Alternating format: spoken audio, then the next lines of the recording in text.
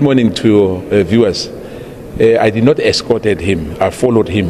I think there's a difference between that. He had his own bodyguard, I'm told, but he left here alone. The issue that he lied about me, that I must go and pay my bank debt, and I can tell you today, I'm going to raise it here. And I guess I've shown you as well that the debt he was talking about, like any other one, there's no one in this country, or there's very few people. If you're in business, you obviously have debts, in your business. You've got overdraft, you've got many things. My company, yes, indeed, which I've declared it here, that he had a bank overdraft, and that money is paid. It was paid last year in October. Just take us through what happened on Friday. Can you confirm whether you were called by the sheriff of the court, and what did he say to you? No, I'm still waiting. Remember, I left for Durban last week. Then I was called by the sheriff of the court, and I was surprised because the incident happened on Thursday here. But I'll attend to that because my lawyers as well advised me. In fact, I was not even supposed to tell you that the debt was paid, but I've shown you, and I'm going to show him because I want to show him here. I want him to retract that statement because it was misleading, and as well, it's malicious, and as well, I think I'll take him. I'll take him to that. He must retract here for him misleading the nation and saying I'm running away of paying my debt. I don't have dual citizenship like him. I don't have 3 passports. I've got 1. I'm a son of the soil, and he's not going to change that. Trying to cast aspersion over everybody. Yesterday you heard, what the advocate emails, which he are damning for that matter. He's calling everybody a crook, and he's a crook. You used to dance for your tune. I'm not going to do that. You've seen the proof of payment. If you doubt it, because in the precinct of Parliament, that's what you said. Here, and you say you are not going to retract what you said, even if you have the proof of payment. That tells me that even before you came in here, you instigated all of us because you are calling us crooks. And I can tell you, Mr. O'Sullivan, that we've been tolerating this white supremacy for many years in this country. And some of us, you said you've been threatened. I'm just making a remark, Chair. You've been threatened many times that they want to murder you. They want to arrest you. Some of us were arrested multiple times. We've been kept under state of emergency for many years. In fact, my friend, 2 of my friends passed on. Ephraim Mohale passed on. We didn't even know the remainings of George Shabangu, our friend who passed on. We are only arrested 10 times. We are making a fuse about it. Some families, we are still missing some of our friends in the struggle. But let me start by saying to you now, I'm going to question you. Because you've been threatening prosecutors, generals. Now, let's start here. On the knowledge allegation of these syndicates we are talking about, you stated that you have no knowledge of the allegation made by Lieutenant General Mkhwanazi regarding a criminal syndicate infiltrating law enforcement structures. Given your extensive involvement in investigations relating to senior sub-official, can you explain why would you have no knowledge whatsoever of the alleged network or individuals identified in those allegations? Chairman, it's like asking somebody why they don't know about this or why they don't know about that. The reality of the situation is that until I heard the mention of the name Kat Matlala, I'd never heard of this person before. I had no knowledge other than what I'd read in the media about his involvement or alleged involvement with some extraction system or scheme. It wasn't a matter we were investigating. We had no knowledge of the inner details of that system. What I did, however, have knowledge of was Lieutenant General Mkhwanazi's involvement in trying to unlawfully pervert the course of justice when it came to the IPID investigation in respect of General Pashlani. and evidence has already been led. And I suggested in one of my earlier emails to this committee that the committee should in fact call Humbelani Kuba, who is a senior IPID investigator, and let him explain to this committee how it was that he came to meet General Mkhwanazi in 2017 and be escorted into a hotel room. Escorted into a hotel room. Chair, please, can I need your indulgence, taken away from them, and then to be told that he needs to come over, like Cedric and Kabindi has done, and become a witness against IPID because they want to stop the Pashlani investigation. Chair, can you please help me? The last time I've asked again, because we are not on a lecturing room here. The question is simple. If that's the case, have you opened a case against General Mkhwanazi? Yes or no?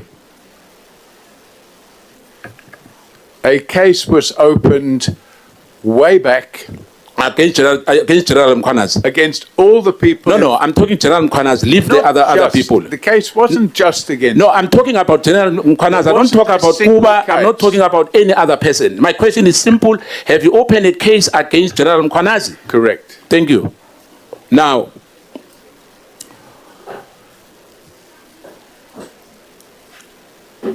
there's perception that, in fact, you have done that. You stated that it was made clear and unambiguous that you, Mr. O'Sullivan, you are not a member of the IPID. Can you explain how that distinction was communicated to a witness at Sable Hills, and whether any written disclosure or identification was provided to avoid the perception that you were acting as an investigator with an official authority? Honorable Nomvalo asked you earlier about that you are a complainant and an investigator. How so? So what's the question? No, don't do I'm that having to a me. problem because I'm getting a multiplicity. No, What is it's the one. actual question. It's one question. is- You just delaying my time. That you impersonated yourself as an IP official. Okay, so this question, Chairman, has been answered. In my affidavit, Can you answer me now? I'm going to read from the affidavit. No, don't read. Answer me, because I have the affidavit. I've read that. I just want an You don't answer have from this you. affidavit. This is the affidavit I provided to the Zondo Commission. No, on the 19th of October. I don't want a Zondo commission here. I'm asking you. And the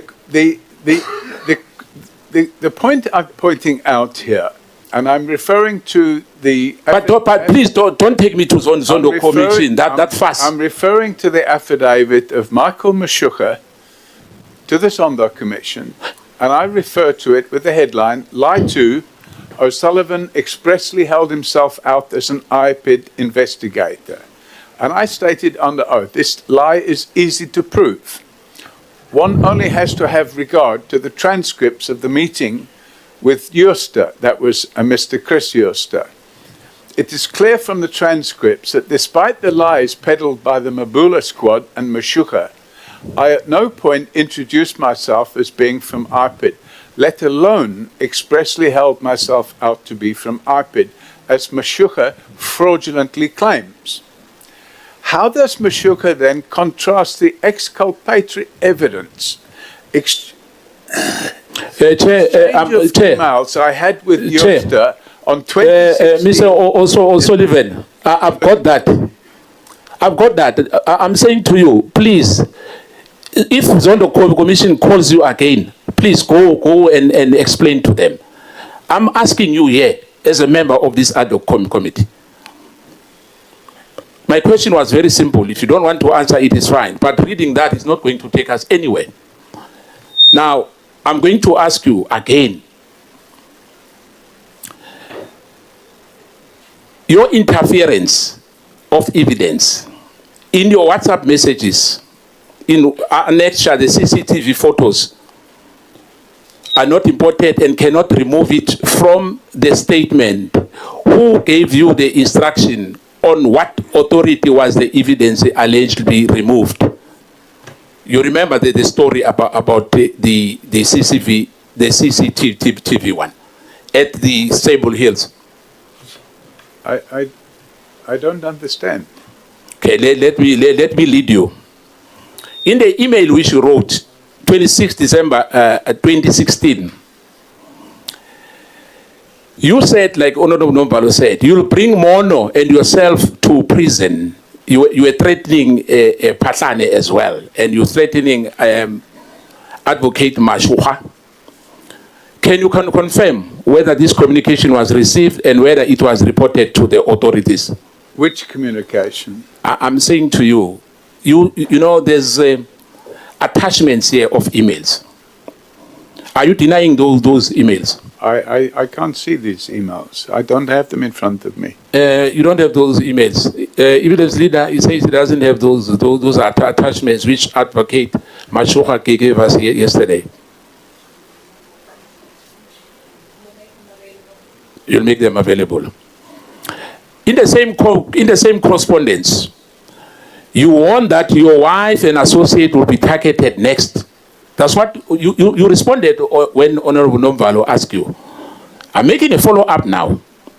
Did you interpret this as an intimidation or aiming at influencing the investigation on your conduct? No, definitely not. Why were you threatening them? As I explained before, given the criminal conduct of both the Mabula team and Michael Mashuka, it was appropriate to take steps to notify them that I wasn't going to tolerate their nonsense. Now, the rubbish which you spoke about here last week, you were saying that there's rubbish when we're asking you, and you call us names. I'm going back to where I said the CCTV issues, because there was a removal or exclusion on CCTV evidence formally recorded in the investigation file. And my question, and who authorized it? Did any investigator or official attempt to alter witness statement or evidentiality material relating to the CCTV footage? Or you don't know anything about the issue of CCTV? Yes, in fact, that was also covered in my statement to the Zondo Commission, where Mr. Jooste was sent a draft statement, and when he wanted to sign the statement, he asked if he could remove from the statement the reference to the CCTV footage which he had given to Pashlani. And Mandla Mashlangu, who was present, he said to Mr. Jooste, you may remove it from the statement. So it wasn't anything to do with me at all. Chair, just before, because I've got 9 minutes now to go, I want us to play a video, because we have a dishonest criminal fraudster with the so-called forensic for justice. There's not justice at all. That so-called forensic for justice, for me, is forensic for fraud. Okay, can you please play that clip? Microphone. You see, what we will not accept here is both of you, Mr. Paul O'Sullivan and Honorable Skosan, if you are going to use those words, criminals and fraudsters, to describe witnesses before us here, that cannot be accepted. We are probing allegations, and both of you must refrain from using those words to describe any person coming before us, or to describe any person against whom allegations have been made. Yeah, but Chair, those words were used by some of the honourable members from the DA, and it was not an issue. They were never called that they must stop that. I can play them for you if you want to, unless it's exclusive. I'm astonished that he's saying is what you have them to. No, it's fine. It's that clip.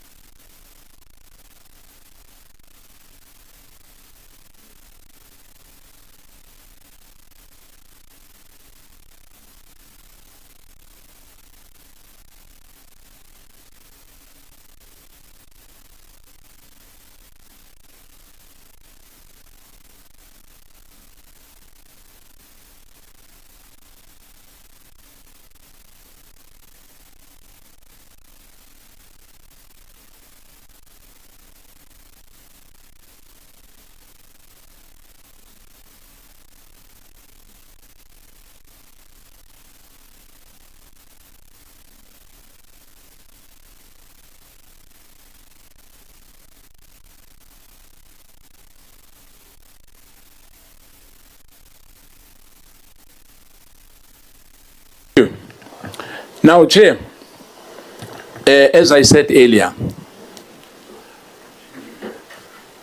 I agree with the former. Just one moment. Honorable Malema.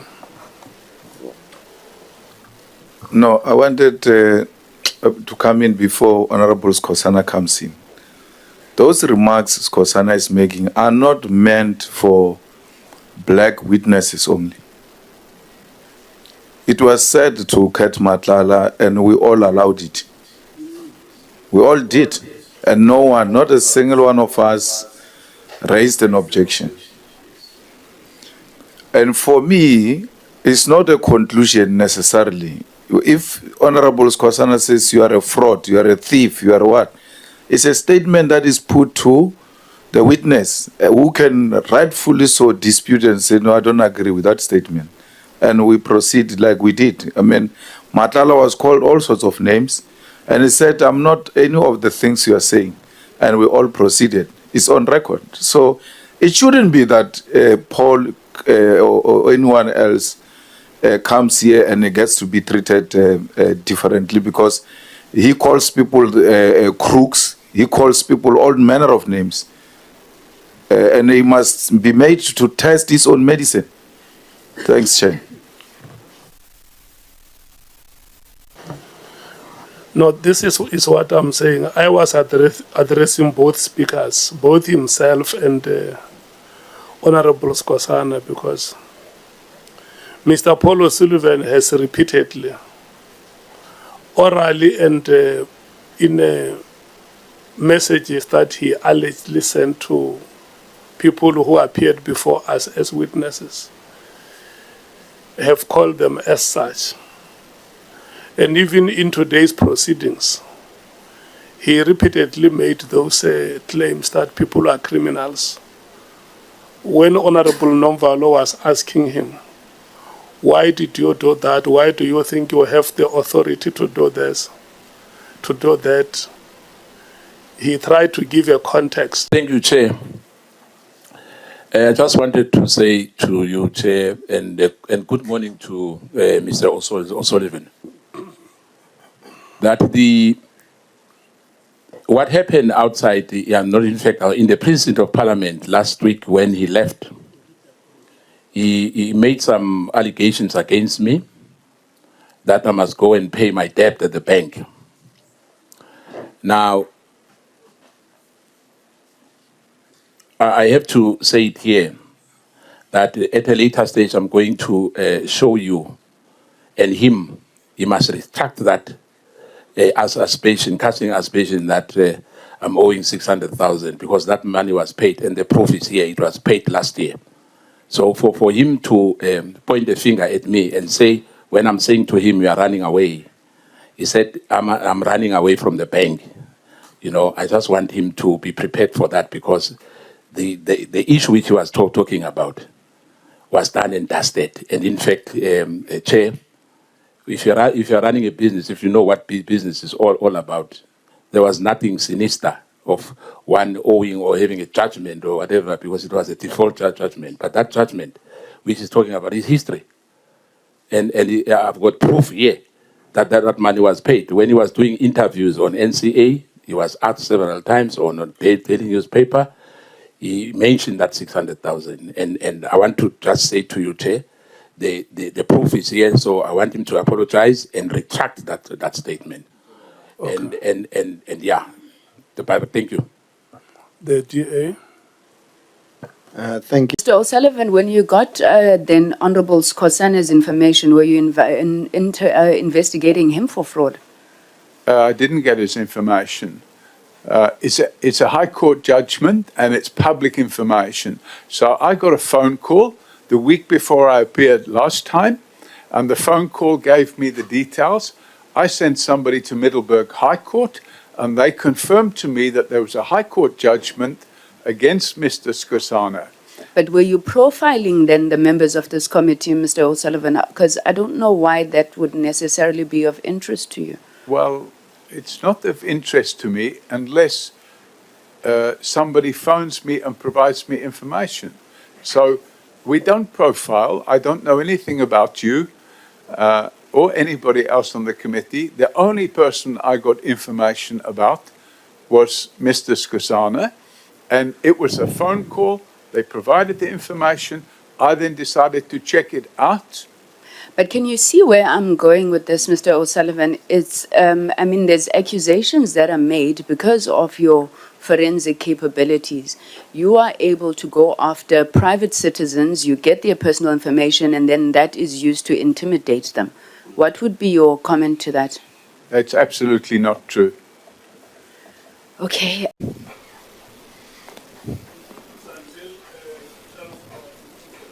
Until 12:54. Mr. O'Sullivan, when you walked out of the hearing last time, that was you feeling very superior and looking very down at us and thinking you are more powerful than all of us. Am I correct to put that statement? No, that's not correct. But what was going on? I mean, if the chairperson is sitting there, we are here, why would you just feel this power that you don't have over Parliament and just walk out? I'm afraid it's a misinterpretation on your part. It may look that way. Unfortunately, and it's it's very unfortunate. My health isn't good, and I'm already now starting to feel quite a bit of pain sitting here. Honorable. And I really don't think... Mr. O'Sullivan, can we reserve that question for our later session, like I requested? That we will come and deal with that matter and give you time to solicit answers from him. Yeah. If you can please now ask him, are you fine? No. You can proceed.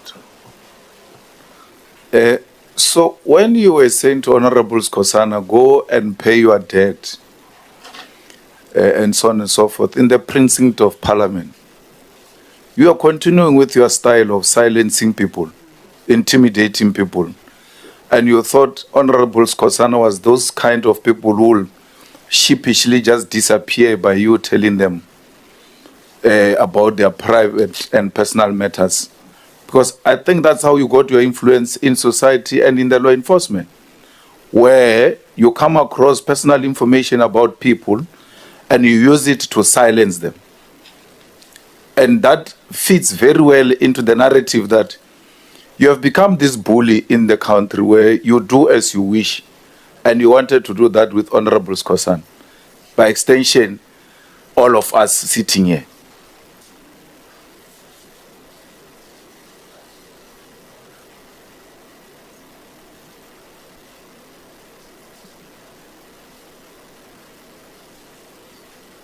Chairman, I didn't hear there's no question, it's just a statement. Yeah, it's not only, we don't only ask questions, we also make statements. Should I respond to the statement? Okay.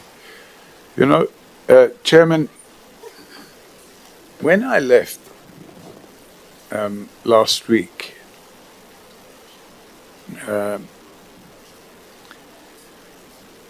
I was followed out. Actually, first of all, there was an attempt to obstruct me leaving. And then I was followed out. And then outside Parliament, without parliamentary protection, I was provoked. I don't know what it's all that squeaky noise. Outside Parliament, I was provoked. The statement was made in front of the glare of the media. He's a spy, he's running away. Look at that spy, he's running away. And I pointed out to him, very simply, I said, you're not in Parliament now. You don't I don't know what's this squeaky noise. I said, you're not in Parliament now. You don't have the protection of Parliament. It'd be better if you just go and settle your debt with the bank. And that was it. That's all I said. And it had nothing to do with bullying or trying to silence. If the member had not have been insulting me outside Parliament, I would have not said anything at all. But unfortunately, by that stage, I had heard enough insults. Mr.